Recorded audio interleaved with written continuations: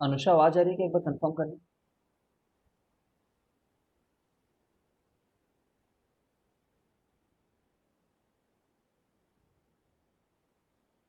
चलो फिर।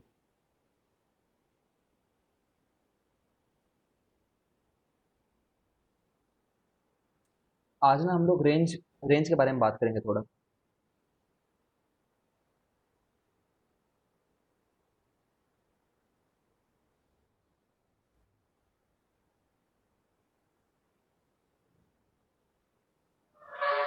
Range of a function के बारे में।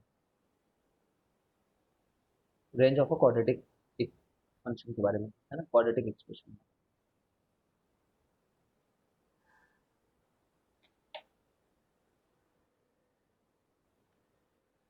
देखो, तुमने फंक्शंस क्योंकि एक बार पढ़ चुके हो, शायद पढ़ाए होंगे सर। तो फंक्शन में ना दो कॉन्सेप्ट होता है। एक तो होता है डोमेन, डोमेन, और एक कॉन्सेप्ट होता है रेंज करके, है ना। सुनने में टेक्निकल वर्ड है, मतलब बहुत सिंपल है। डोमेन क्या होता है? लिस्ट ऑफ, है ना, एक्सेप्टेबल वैल्यूज, है ना। एक्सेप्टेबल एक्स वैल्यूज मान लो। क्या क्या एक्स डालने में दिक्कत नहीं होगी, ठीक है। जैसे कि f of x equal to, मान लो मैंने कोई भी क्वाड्रेटिक इक्वेशन दिया, एक्स स्क्वायर प्लस फोर मान लो, ठीक है। अब तुम मुझे बस ये बताओ कि मैं एक्स क्या नहीं डाल सकता हूँ यहाँ पे। ऐसा कोई एक्स है जो इसमें मैं नहीं डाल सकता हूँ?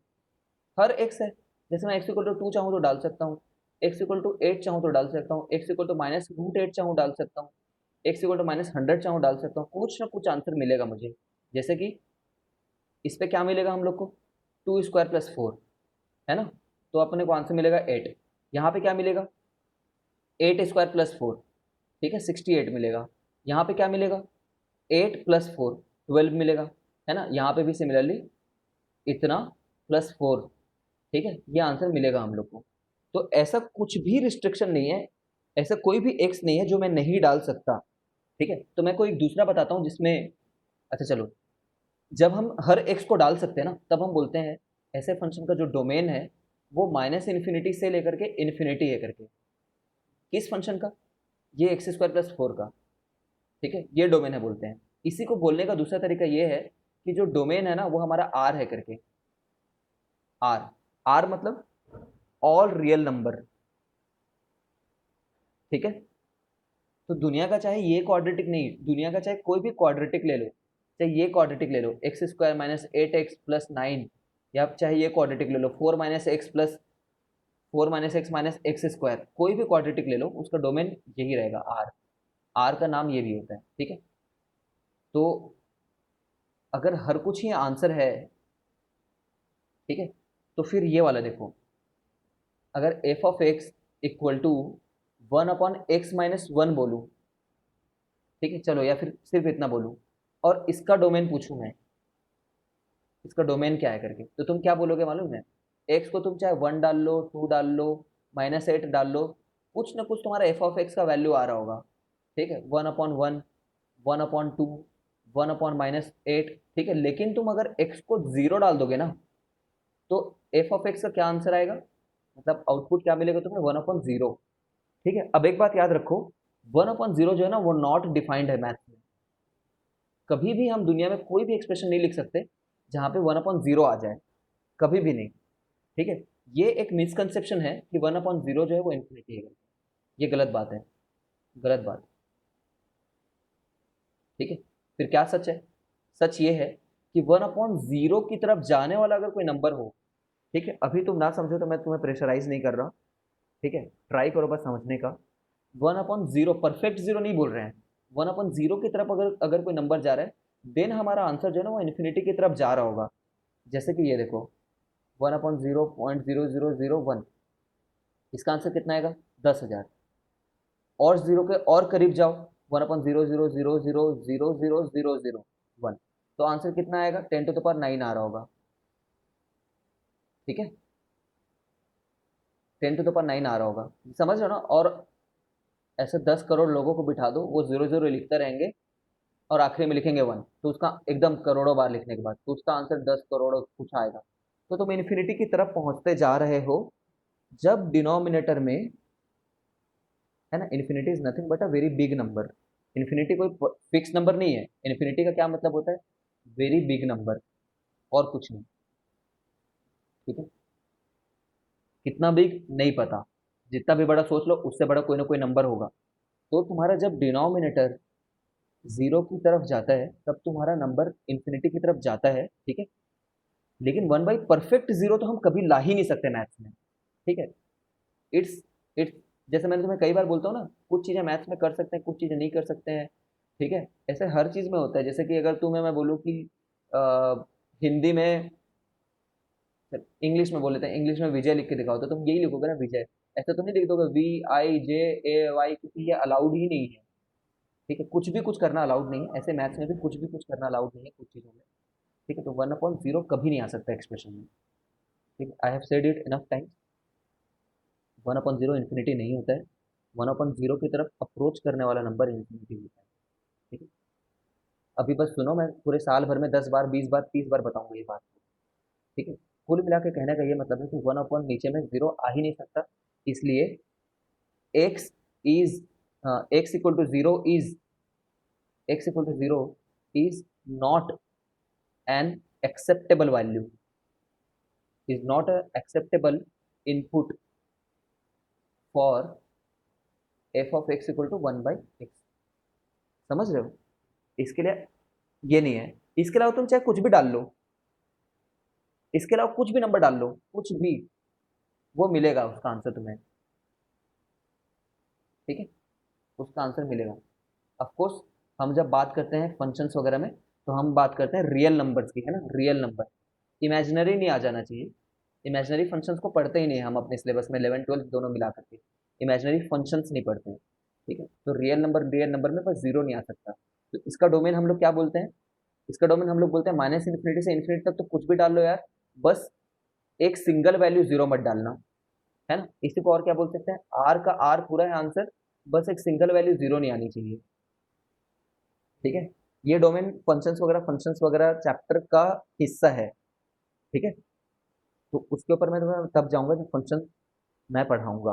ठीक है, अभी तो फंक्शंस मैंने नहीं पढ़ा है, मैंने अभी बताया है। सिमिलरली अगर मैं तुम्हें बोलूं कि इसमें क्या नहीं डाल सकते,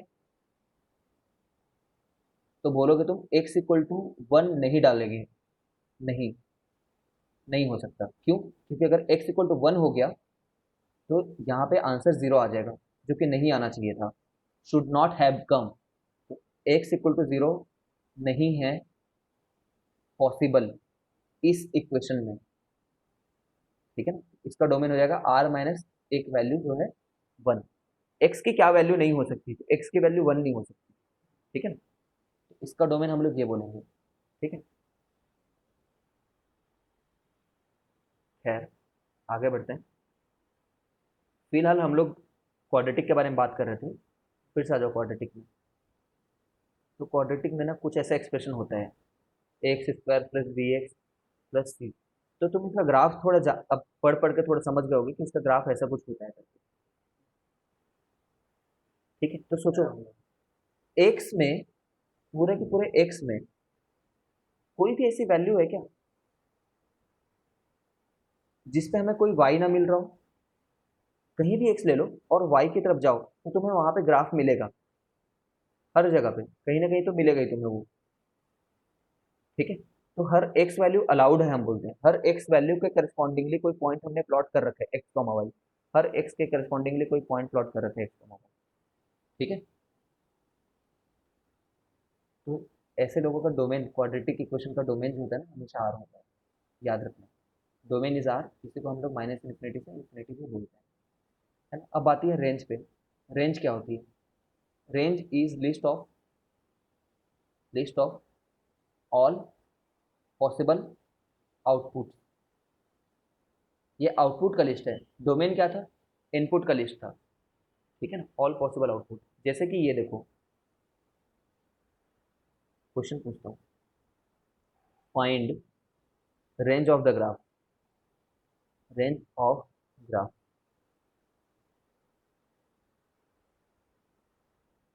और मैंने ये ग्राफ दिया तुम्हें, तो y की क्या क्या वैल्यू मिल रही है ना तुम्हें, वो आंसर तुम्हारे लिए। रेंज मतलब ऑल पॉसिबल आउटकम्स, जानते हो ना, ये आउटकम को हम लोग बोलते हैं y में स्टोर कर रहे हैं, क्योंकि हमें x y प्लॉट करना है। ठीक है, इसी को हम लोग एफ ऑफ एक्स को ही y बोलते हैं, याद रखो। जो फंक्शन है, जैसे कि ये देखो, फंक्शन जो है, मान लो f of x equal to x square है, एक्स इक्वल टू 1 डालने पे कोई तो आउटपुट आ रहा होगा। चलो एक्स इक्वल टू 4 डालने पे आउटपुट जो आ रहा है हमारे लिए, वो आउटपुट जो आ रहा है वो 16 है। तो तुम्हें प्लॉट करना है 4,16, तो तुम इसको बोल देते हो ना फिर ये वाई एक्सिस में प्लॉट कर रहे हैं करके। आउटपुट बोल लो, चाहे एफ ऑफ एक्स बोल लो, चाहे वाई बोल लो, एक ही बात है।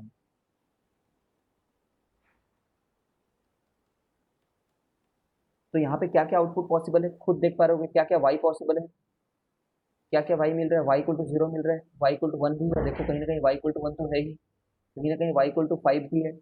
ऐसा नहीं लग रहा तुम्हें कि इसमें वाई जो है वो बिलोंग करता है 0 से लेकर के इन्फिनिटी तक। इसमें वाई की हर वैल्यू मिल रही है 0 से इन्फिनिटी तक, इस ग्राफ में, इस पर्टिकुलर ग्राफ में। ठीक है, मैं तुम्हें एक दूसरा ग्राफ देता हूँ, उसके लिए बताना कि उसकी रेंज क्या है करके। क्वेश्चन फिर से वही बात है, फाइंड रेंज। ग्राफ से बताना है, अब तो दिमाग लगा ही लेना यार प्लीज।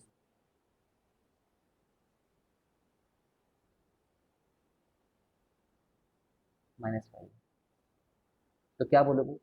-5 से इन्फिनिटी तक हर कुछ मिल रहा है, -5 मिला था और इन्फिनिटी तक सब कुछ मिल रहा है। और आगे बढ़ते हैं। अभी अभी 11th में आया ना, तो बच्चे वाले क्वेश्चन करा रहा हूँ, वरना थोड़ा और ऊपर से चालू होना चाहिए। मैंने ग्राफ सिमेट्रिक नहीं बनाया है इस बार, मैंने ग्राफ बनाया है, यहाँ पे है वैल्यू -5। तो क्या हो गया, अभी भी तो -5 सबसे छोटी वैल्यू है जो इस ग्राफ में मिल रही है, और अभी भी हाईएस्ट वैल्यू भी, मतलब इन्फिनिटी तक जा रही है हमारी, अभी भी लोएस्ट वैल्यू इतनी है। ठीक है, कुल मिलाकर के यही बात है। इस क्वेश्चन के बारे में बता सकते हो, फाइंड रेंज।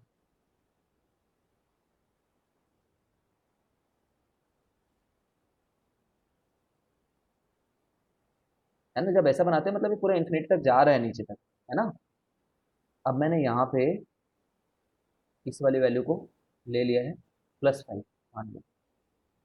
इसकी रेंज क्या है अगर मैं बोलूँ, तो इसकी रेंज में तुम क्या बोलोगे कि माइनस इन्फिनिटी से सब कुछ मिल रहा है 5 तक। ठीक है ना, चलो इसका बताओ फाइनली। अनुष्का इसका लिख कर दिखाना, मैं देखता हूँ। आयुष तुम भी लिखो, ट्राई करो, जो करस्पॉन्ड कर रहा है। ये है 3 मान लो, और ये है मान लो -5। ठीक है, तो इसका फाइंड रेंज, रेंज क्या है इस ग्राफ का।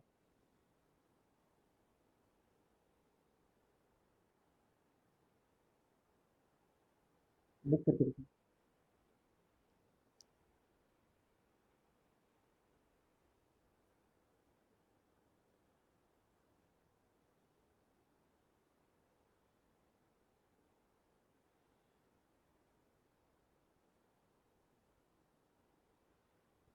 ठीक है, हरदीप सही है। अनुष्का तुम भी ट्राई करो।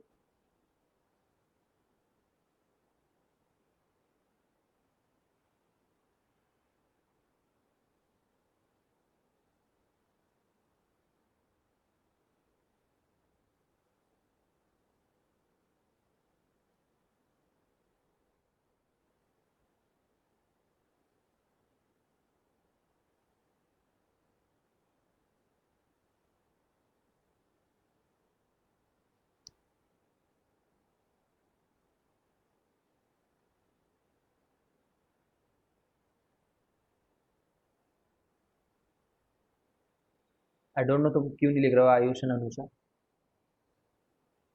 सर नहीं समझ में आ रहा। तो फिर से कोशिश करते हैं, कोई बात नहीं, पहले ही बोल सकते थे, जल्दी आ रहा है।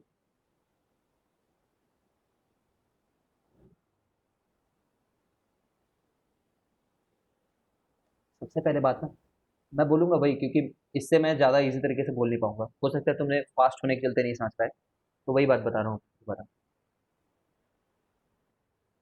रेंज का ये मतलब होता है कि हमें वाई एक्सिस पे क्या क्या पॉसिबल चीज़ें मिल रही हैं। तुम्हें ये समझ में आता है कि वाई ही आउटपुट है ना? वाई ही आउटपुट है। जो आउटपुट आता है किसी फंक्शन से, आउटपुट मतलब कोई वैल्यू जो निकल करके आती है, जैसे कि मैंने एक एग्जांपल दिया तुम्हें, f of x equal to x square मान लो, ठीक है? तो जब मैं इसका ग्राफ बनाने के लिए बोलता हूँ, तो तुम क्या सोचते हो, तुम्हारे दिमाग में क्या चलते रहता है कि तुम कुछ एक्स कॉमा वाई प्लॉट करने वाले हो। तो जैसे मैं वन डाल दूँ इसमें, तो वन कॉमा वन प्लॉट करोगे। अगर मैं टू डाल दूँ तो टू कॉमा फोर प्लॉट करोगे, ठीक है? मतलब तुम्हें क्या क्या वाई मिला है, वन मिला है। तुम्हें अगला वाई क्या मिला है, फोर मिला है। क्या तुम्हें वाई सिक्स मिल सकता है इससे? हाँ, वाई सिक्स मिल सकता है। जब एक्स रूट सिक्स हो तो वाई का आंसर सिक्स रहेगा। तो देख पा रहे होगे कि हर ऐसा पॉसिबल वैल्यू, अगर तुम 1.1 सोचो, तो मैं बोलूंगा रूट 1.1 डाल लो, तो तुम्हें आंसर 1.1 मिल जाएगा। समझ रहे हो? तो हर वाई मिल सकता है तुम्हें। कौन से वाई नहीं मिलेंगे? नेगेटिव वाले। कभी ऐसा हो सकता है क्या कि मेरा आंसर -4 आ जाए मेरे कुछ नंबर डालने पे? कभी ऐसा नहीं होगा अगर रियल फंक्शन है तो। ठीक है, मतलब एक्स स्क्वायर कभी नेगेटिव नहीं होगा ना, बस इतना बोलना चाह रहा हूँ, एक्स स्क्वायर कभी नेगेटिव नहीं होगा। ठीक है, अब यहाँ पे आओ उसी चीज को। अगर तुम्हें ग्राफ दे रखा है इस तरीके का, तो ये ग्राफ कितने वाई को कवर कर रहा है, वाई एक्सिस में कहाँ कहाँ तक इसकी रेंज, मतलब कहाँ कहाँ तक इसकी पकड़ है। ठीक है, जैसे ये क्या होगा, हो सकता है 1,1 हो। ये क्या चीज़ पॉइंट हो सकता है 2,5 हो। ठीक है, जस्ट बताने के लिए बोल रहा हूँ। तो क्या क्या वाई मिल रहा है तुम्हें, है ना? कितनी शैडो पड़ रही है इस ग्राफ की वाई पे। ये ग्राफ को अगर हम लोग वाई पे रखें, मतलब वाई पे टॉर्च मारे यहाँ से मान लो, ठीक है, तो क्या क्या शैडो पड़ेगा वाई एक्सिस पे।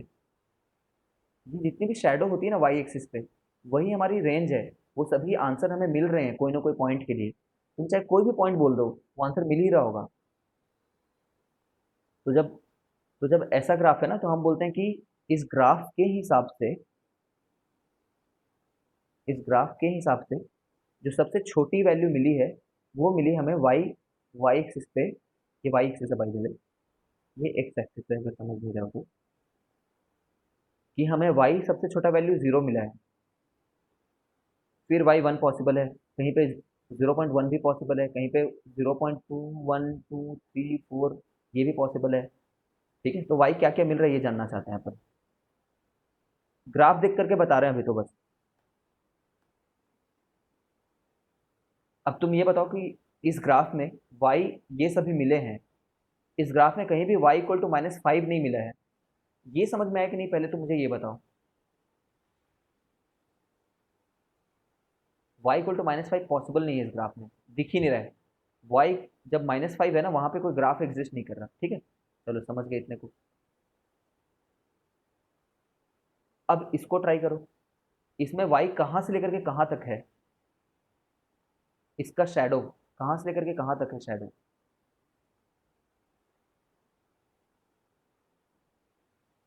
जो वाई की वैल्यूज मिल रही हैं,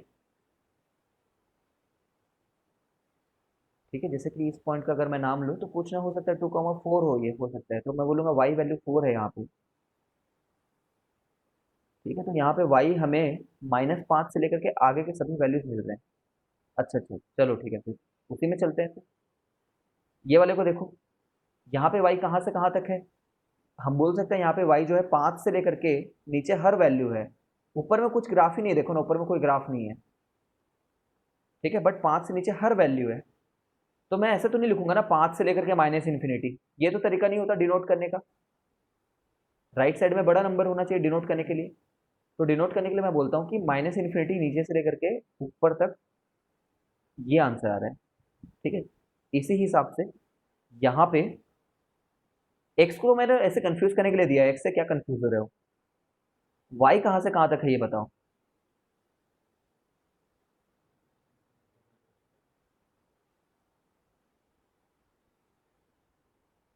आंसर आएगा -इन्फिनिटी है, -∞ से लेकर के -5 तक y के सभी आंसर्स मिल रहे हैं हम लोग को। ठीक है क्या?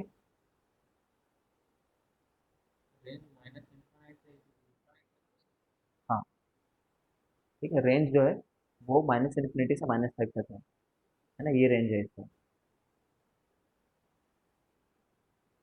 तो इसी बात पे अब ये सोचो क्वेश्चन, मैंने बोल दिया ड्रॉ, ड्रॉ कर चुके हो पहले तुम लोग, अगर तुम्हें याद ना हो तो, ठीक है। x² + 4x - 3, मान लो मैंने ये बोला हुआ है, ठीक है ना, चलो कुछ दूसरा ले लेते हैं, +3 ले लेते हैं, ठीक है। तो तुम क्या करते हो, तुम बोलते हो ड्रॉ करने के लिए ना मेरे को -b/2a, कॉमा -d/4a चाहिए।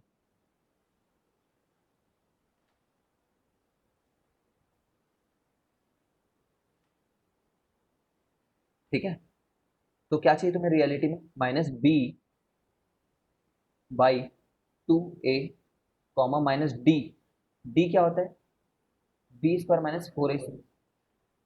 ठीक है, ये मैं 10 बार बता चुका हूँ, ये लोएस्ट पॉइंट होता है करके, x, y है ये बाय द वे, है ना, रट लो, अगर नहीं रटे हो अभी तक तो रट लो, b² - 4ac। ठीक है ना यार, तो ये 4 हो गया, तो -4/4 टाइम्स a। ठीक है, तो ये हो गया हमारे लिए -2, -1।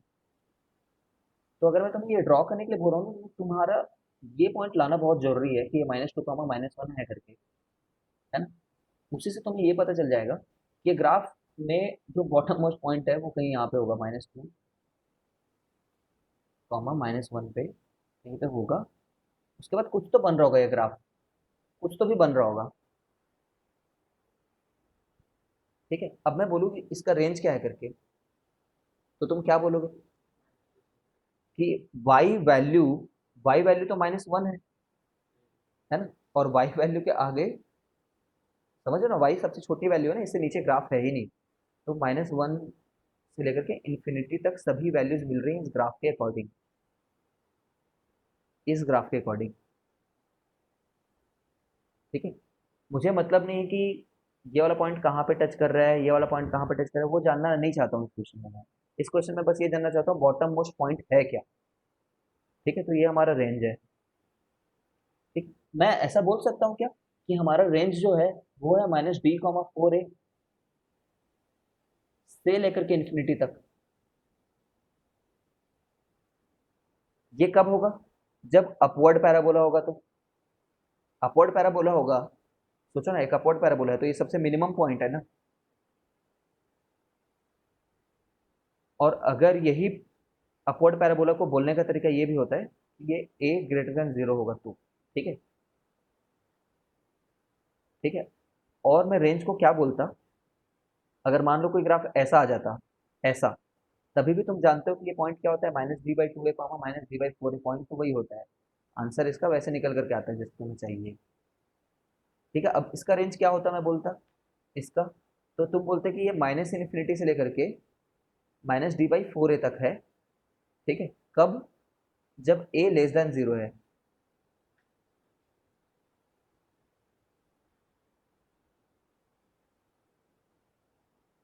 ठीक है, फिर से आते हैं इस बात पे,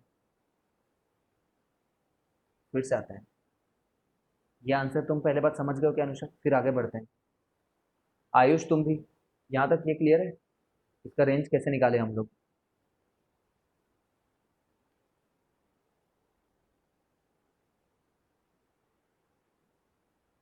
आयुष तो है नहीं, लग रहा है मेरे को, कहीं और चले गया। ये देखो, रेंज कैलकुलेशन में, रेंज में अगर a>0 है, a>0 तो कैसे ग्राफ्स बन सकते हैं, या तो ऐसा ग्राफ बन रहा होगा, या तो ऐसा ग्राफ बन रहा होगा, या तो ऐसा ग्राफ बन रहा होगा, या तो ऐसा बन रहा होगा, कुछ भी बन रहा हो, अपवर्ड पैराबोला होगा। ठीक है, मान लेते हैं ऐसा बन रहा है, तो ये वाला पॉइंट -b/2a, -d/4a रहेगा।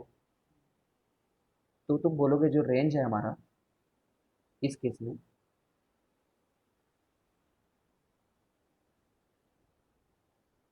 वो मिनिमम इतना है, यहाँ से लेकर के इन्फिनिटी तक जा सकता है।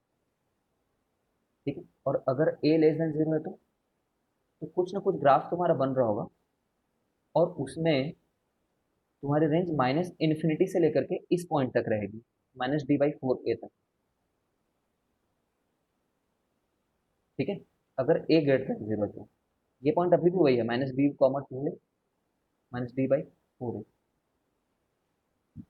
ठीक है,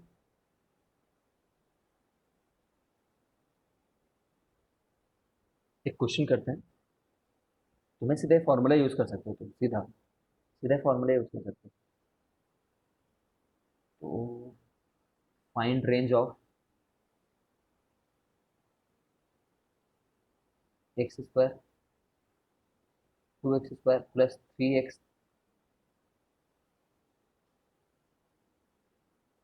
प्लस 1, इसका रेंज बताना है तुम्हें। एक इसका रेंज बताना है तुम्हें।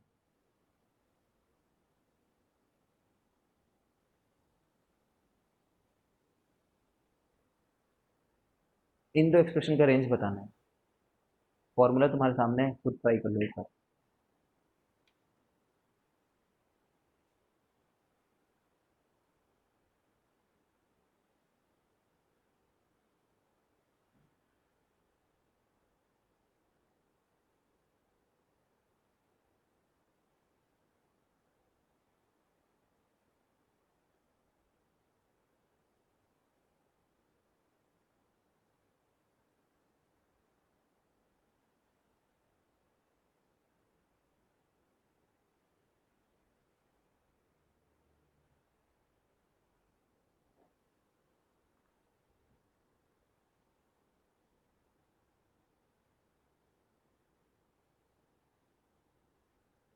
सर वॉइस क्यों नहीं आ रहा है? क्योंकि मैं अभी कुछ बोल ही नहीं रहा हूँ, ये आंसर तो निकालो।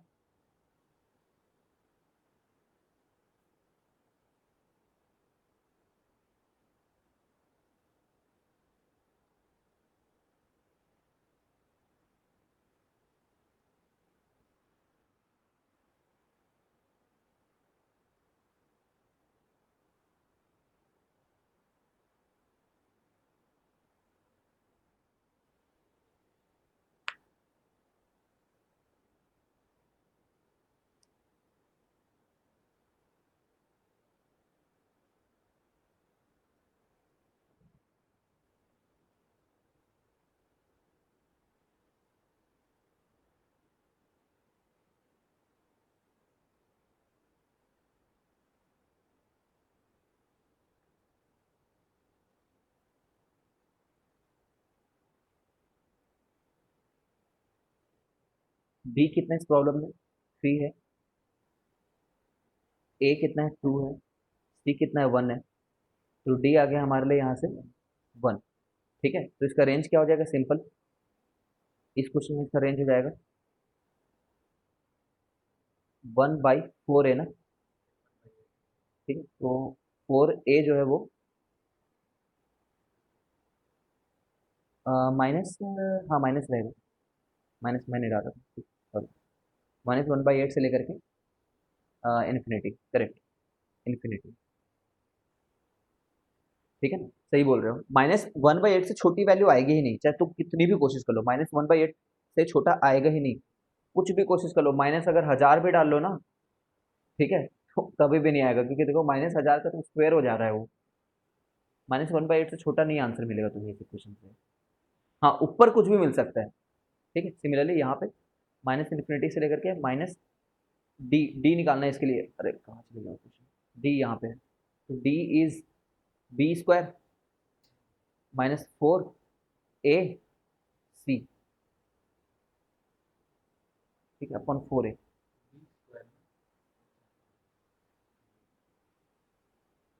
b² -4ac upon 4a, 4a -1 है। ठीक है, तो इसमें आएगा माइनस इन्फिनिटी से लेकर के माइनस, कॉमा है बाय द वे, वो समझ नहीं रहा तू, कॉमा, अरे ये तो जीरो हो जा रहा है। नहीं, माइनस, और जीरो तो हो रहा है।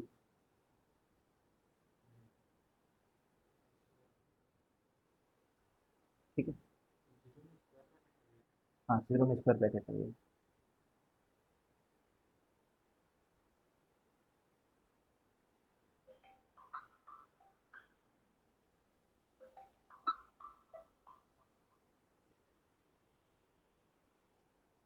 हेलो। हाँ जी। नमस्ते। हाँ हाँ। कौन सी क्लास में? तो क्लासेस तो हमारी चल रही है मैडम।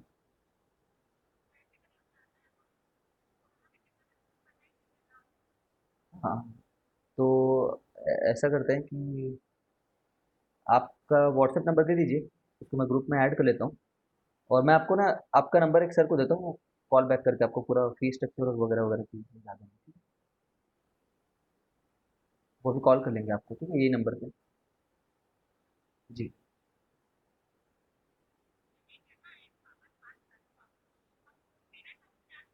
जी जी जी। हम्म।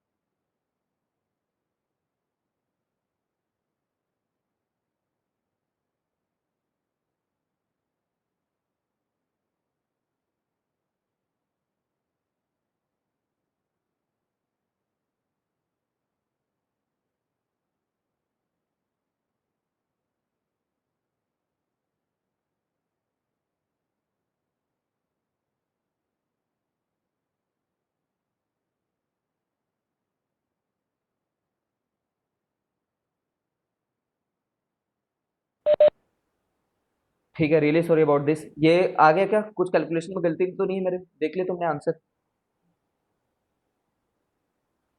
फॉर्मूला सब्स्टिट्यूट करना है तुम लोग को। ठीक है, अगर फॉर्मूला करेक्ट नहीं लगा पाओगे तो फिर गलत बात है ना। मतलब ये 11th में तो मैं सिखा नहीं सकता फॉर्मूला कैसे अप्लाई करना है करके। आंसर तो तुम्हें लाना है। ठीक है, तरीका मैंने बता दिया है, लॉजिक मैंने बता दिया है, कैलकुलेशन तो तुम्हें खुद को करनी है।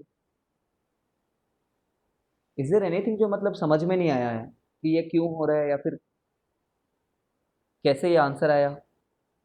कैलकुलेशन तो तुम्हारा पार्ट है, वो तो करोगे तो बन जाएगा तुमसे।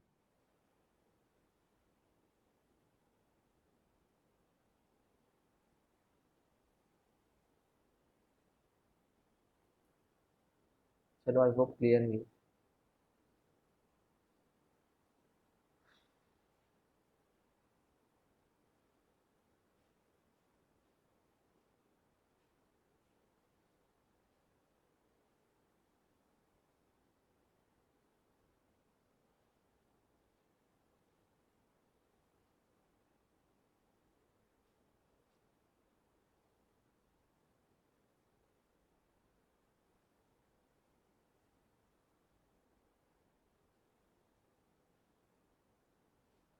ठीक है, तो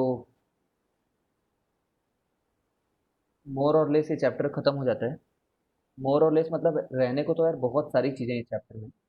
ठीक है, बट कुछ ऐसे पोर्शन है चैप्टर के जिसको अभी मैं दूर से कैसे होमवर्क दूँ। ठीक है, वो वाला पार्ट जब यहाँ पे इंस्टीट्यूट में होगा ना, तो कुछ रिमेनिंग पार्ट है उसको मैं कंप्लीट कराऊंगा।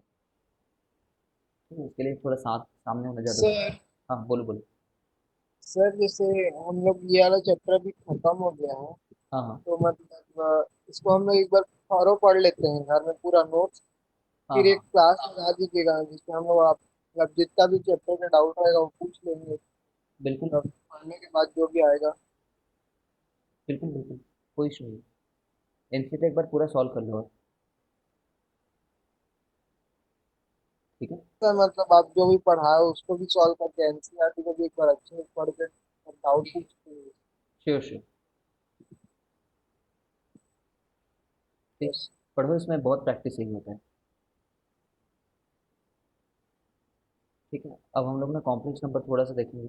ये तुम्हारे एनसीईआरटी में कॉम्प्लेक्स नंबर भी इसी चैप्टर में दे दिया है। ठीक है, कॉम्प्लेक्स नंबर में ना कुछ ऐसे पोर्शन होते हैं, मतलब ज्योमेट्रिकल पोर्शन होते हैं इसमें कुछ। ठीक है, तो इसके ज्योमेट्रिकल पोर्शन को ना हम लोग तब करेंगे जब तुम एक बार कोऑर्डिनेट ज्योमेट्री पढ़ लोगे। कोऑर्डिनेट ज्योमेट्री करके एक चैप्टर आएगा। इनफैक्ट पूरे 11th का सबसे बड़ा हिस्सा कोऑर्डिनेट ज्योमेट्री ही रहेगा। ठीक है, तो जब वहाँ पे पहुँचेंगे ना तो तुम्हें इसका कंप्लीट ज्ञान होगा, बट अभी उसके बिना जो जो पार्ट पढ़ सकते हैं वो करेंगे। ठीक है, तो कॉम्प्लेक्स नंबर को समझने से पहले एक बार नंबर सिस्टम को पूरा देखते हैं कि नंबर सिस्टम कैसे कैसे आया, क्या डेवलप हुआ, कौन सा नंबर क्या कहलाता है। अब जब स्टूडेंट पहली बार 8th में या फिर 9th में आता है ना, तो इसके ऊपर मैं बहुत बड़ा लेक्चर देता हूँ। ठीक है, बहुत बड़ा लेक्चर देता हूँ, जैसे कि पहले लोग चरवाहे थे, तो शीप की जरूरत पड़ी होगी या फिर कुछ जानवर उनके पास रहे होंगे, तो उनको काउंटिंग करना पड़ता था उनको। ठीक है, तो काउंटिंग 1 2 3 इसी तरीके से काउंटिंग चालू हुई सबसे पहले प्रैक्टिकली। ठीक है, तो फिर फिर ऐसे बातें आई होंगी कि मेरे पास 5 शीप है, उसमें से मैं तेरे को 3 शीप दे देता हूँ, तो तेरे पास मेरे पास कितनी रह जाएंगी, तो 2 आंसर आ गया होगा। ठीक है, बट हो सकता है कभी किसी ने बोला हो 5 में से 5 ही शीट दे दूँ। ठीक है ना, तो कितने आंसर आएगी, तब किसी को पता नहीं था इसका आंसर, क्योंकि तब तक तो सबसे पहले नेचुरल नंबर आया ना। क्यों नेचुरल नंबर, क्योंकि शीप की काउंटिंग करनी है, 1 2 3 4 5 6 7 है। ठीक है, तो ये प्रॉब्लम को सॉल्व करने के लिए होल नंबर की, मतलब जीरो नंबर की डिस्कवरी हुई होगी, ऐसा कहानी समझी होगी। ठीक है, तो इसके चलते होल नंबर का इंट्रोडक्शन हुआ होगा, होल नंबर्स आए होंगे। ठीक है, फिर किसी ने एक दिन क्वेश्चन पूछा होगा, चलो ये सब तो ठीक है, बट अगर मेरे पास 5 शिप हैं और मैं अगर तुम्हें 10 शिप दे दूं, ठीक है, तो कितना बचेगा। तो ये प्रॉब्लम को सॉल्व करने के लिए नेगेटिव नंबर्स का डिस्कवरी हुआ होगा। ठीक है, तो बेसिकली इसके बाद ये नंबर सारे डिस्कवर हो गए होंगे, इंटीजर्स। उधारी वाली बात है ना ये। अब ये कहानी मैं इस साल नहीं सुनाऊंगा कि भाई ये 11th में हो तुम समझते हो ये सब नंबर्स कहाँ से आए हैं। ठीक है, फिर उसके बाद में कुछ नंबर्स होते हैं जिनको हम रैशनल नंबर बोलते हैं। रैशनल नंबर किनका समूह है, बाय द वे इंटीजर किनका समूह है, सारे नेचुरल नंबर्स का प्लस सारे होल नंबर्स का, है ना। समझ ही रहे होगे, natural plus whole plus negative numbers का। ठीक है, तो इसी तरीके से रैशनल नंबर क्या होते हैं, जो पी बाई क्यू के फॉर्म में होते हैं, और तुम्हें 10 बार बता दिया मैंने कि क्यू जीरो हो ही नहीं सकता मैथ्स में, डिनोमिनेटर में जीरो नंबर जा ही नहीं सकता। ठीक है, वो चीज़ अभी तक हमने डिस्कवर नहीं करी, तुम डिस्कवर कर दो इसके मैथ को, तो तुम्हारे ऊपर में कुछ प्राइज वगैरह मिल जाएगा तुम्हें। ठीक है, तो ये कैसे नंबर होते हैं, 3 -3, 8/16, 8/44। ठीक है ना, इस टाइप के नंबर हैं ये लोग, रैशनल नंबर। फिर हम लोगों ने बोला कि रैशनल नंबर किनका किनका सम है, तो हम लोगों ने बोला रैशनल नंबर के अंदर में ही इंटीजर भी आ जाते हैं। देखो ना, इंटीजर आ रहा है ना रैशनल नंबर में ही। ये 3 और -3 है क्या, नीचे कुछ नहीं है तो जीरो, ऐसा है क्या, नीचे कुछ नहीं है तो 1 है। ठीक है, ऐसे बचकानी हरकत मत करो प्लीज। ठीक है, तो इररैशनल नंबर क्या होते हैं भाई फिर, इररैशनल जानते हो, नॉन रिपीटिंग, नॉन टर्मिनेटिंग। ठीक है ना, टर्मिनेट भी नहीं होते रहते ये लोग। ठीक है, और रिपीट भी नहीं होते रहते लोग, सब 9 10th की बातें हैं। ठीक है, रैशनल को क्या बोलते हैं, या तो ये लोग टर्मिनेट हो रहे हैं, या तो टर्मिनेट हो जा रहे हैं, या तो नॉन, अगर टर्मिनेटिंग नंबर है अगर, तो ये लोग रिपीट हो रहे हैं, नॉन टर्मिनेटिंग बट रिपीटिंग। ठीक है, जैसे कि 5/3 ले लो, तो 1.666666। देखो टर्मिनेट नहीं हो रहा है ना, टर्मिनेटिंग नंबर किनको बोलते हैं, ये देखो 6/4, 1.5 खत्म हो गई बात, टर्मिनेट हो गया, ये टर्मिनेट मतलब खत्म हो गया, है ना, एंड आ गया है, बट इसका एंड नहीं आ रहा है। नॉन टर्मिनेटिंग है तो क्या हुआ, अगर रिपीटिंग है ना तो वो रैशनल है, ठीक है। बट ये लोग कैसे हैं, ना तो हम टर्मिनेट होंगे और कोई पैटर्न रिपीट भी नहीं करेंगे, समझ रहे हो ना, कोई पैटर्न ही नहीं है इसका।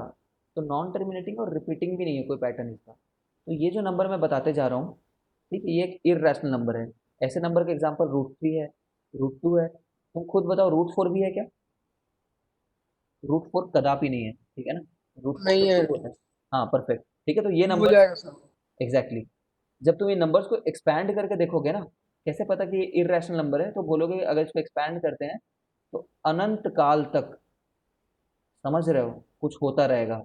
एग्जैक्ट नहीं लिख रहा हूँ, मेरे को रटा हुआ नहीं है, ठीक है, कोई पैटर्न नहीं नजर आएगा तुम्हें, कोई भी पैटर्न नहीं नजर आएगा, ठीक है, ऊपर से बंद खत्म भी नहीं होंगे, टर्मिनेट भी नहीं होंगे, नॉन टर्मिनेटिंग, नॉन रिपीटिंग, ठीक है, तो ऐसे नंबर को इरेशनल बोलते हैं,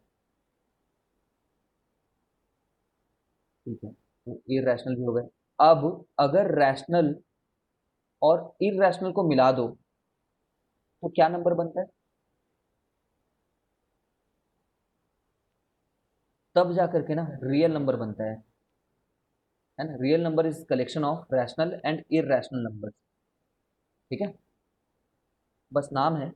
अगर मैं कुछ भी बोल दूँ, -√4 बोल दूँ तो भी ये, या फिर -√3 बोल दूँ तो भी ये, सभी ये या तो रैशनल है या तो इरेशनल है ना, देख पा रहे होगे, ये रैशनल है, ये इरेशनल है, ठीक है, √3 बोल दो, ये भी रियल है। तो रियल नंबर तो ठीक है, चलो, अगर मैं तुम बोलूँ x² = 4, इसको सॉल्व करो करके, ठीक है, मैं अगर तुम्हें बोलता है कि x² = 4, ये प्रॉब्लम को सॉल्व करो, याद है पहले भी प्रॉब्लम ही सॉल्व कर रहे थे, पहले भी वो जो गाय भैंस वाली जो थी कहानी बताया ना मैं, भेड़ वाली, उसमें भी प्रॉब्लम ही सॉल्व कर रहे थे कि इसका आंसर क्या है ये बताओ, ठीक है। अभी हम लोग बोल रहे हैं इसका आंसर क्या है ये बताओ करके, ऐसा कौन सा नंबर है जिसका स्क्वायर 4 होता है, तुम बोलोगे एक तो आंसर -2 है और एक आंसर है 2। अगर मैं बोलूँ कि कौन सा ऐसा नंबर है जो इसको सेटिस्फाई करे, तो तुम बोलोगे -√, चाहे डाल लो, चाहे √2 डाल लो, ये इसका आंसर है। बट किसी मैथमेटिशियन ने बोला ऐसा कौन सा नंबर है जिसका स्क्वायर करोगे तो -1 आ जाए। भाई अगर ये बोला होता तब तो बहुत सरल होता, -1 का भी स्क्वायर 1 होता है और 1 का भी स्क्वायर 1 होता है, बट अगर ये बोल दे तो पागल ही हो जाएंगे हम, ठीक है। रियल नंबर्स के पास इसका आंसर नहीं है, कोई बंदा बोल रहा होगा